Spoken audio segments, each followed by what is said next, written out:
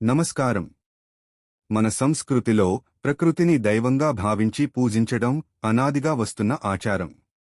అందులోనూ మనకు కంటికి కనిపించే ప్రత్యక్ష దైవం సూర్య భగవానుడు.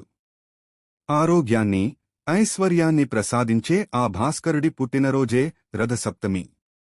దీనినే మనం మాఘ సప్తమి లేదా సూర్య జయంతి అని కూడా పిలుచుకుంటాం. ఈ రోజున సూర్యుడు తన రథాన్ని ఉత్తర దిశగా మళ్లిస్తాడని పురాణాలు చెబుతున్నాయి. మరి అంతటి విశేషమైన ఈ రోజున తలమీద జిల్లేడు ఆకులు పెట్టుకుని ఎందుకు స్నానం చేయాలి? సూర్యుడి రథానికి ఉండే 7 గుర్రాలు దేనికి సంకేతం?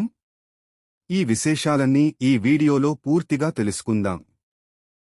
మాఘమాసం శుక్లపక్షంలో వచ్చే సప్తమి తిథినే మనం రథసప్తమిగా జరుపుకుంటాం. పురాణాల ప్రకారం కశ్యప ప్రజాపతి మరియు అదితి దేవికి సూర్యుడు జన్మించిన రోజు ఇదేనని చెబుతారు. అందుకే దీన్ని సూర్య జయంతి అంటారు.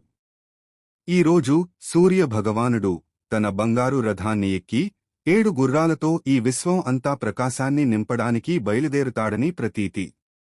అందుకే ఈ రోజున సూర్యుడిని ఆరాధిస్తే 7 జన్మల పాపాలు తొలగిపోతాయని భక్తుల నమ్మకం.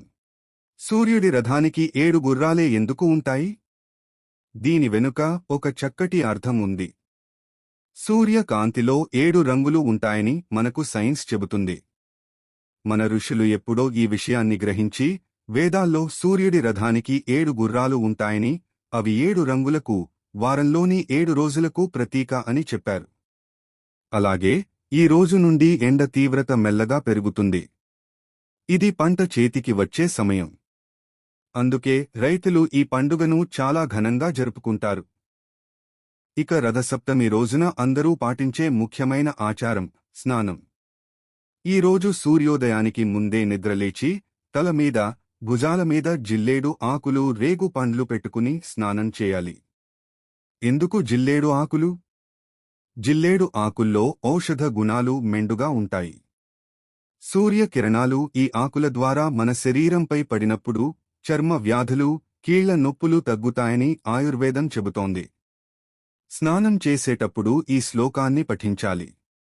యద్యజ్జన్మ కృతం పాపం మయా సప్తసు జన్మసు తన్మే రోగం చ శోకం చ మాకరీ హంతు సప్తమి ఏతజ్జన్మ కృతం పాపం యచ్చ జన్మాంతరార్జితం మనోవాక్కాయజం యచ్చ జ్ఞాతాజ్ఞాతే చయే పునః ఇతి సప్తవిధం పాపం స్నానాన్మే సప్త సప్తికే సప్తవ్యాధి సమాయుక్తం హర మాకరీ సప్తమి. తెలుగు భావం: ఓ సూర్య భగవానుడా!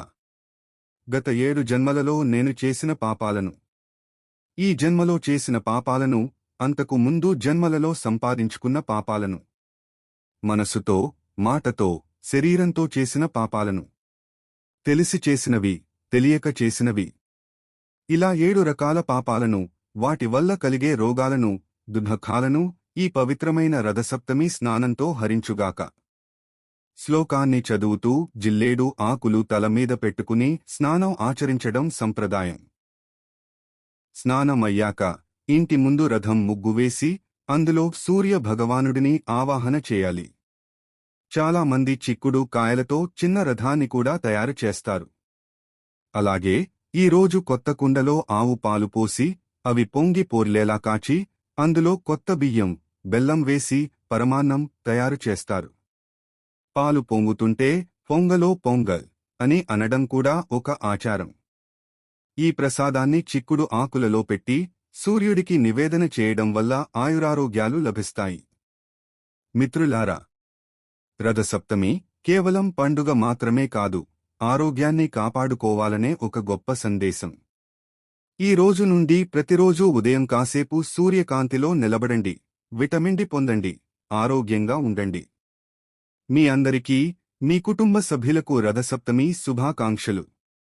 ఈ వీడియో మీకు నచ్చితే లైక్ చేయండి, షేర్ చేయండి. మరిన్ని ఆసక్తికరమైన ఆధ్యాత్మిక విశేషాల కోసం మన ఛానల్ని సబ్స్క్రైబ్ చేసుకోండి. సర్వే జనా సుఖినో భవంతు. స్వస్తి.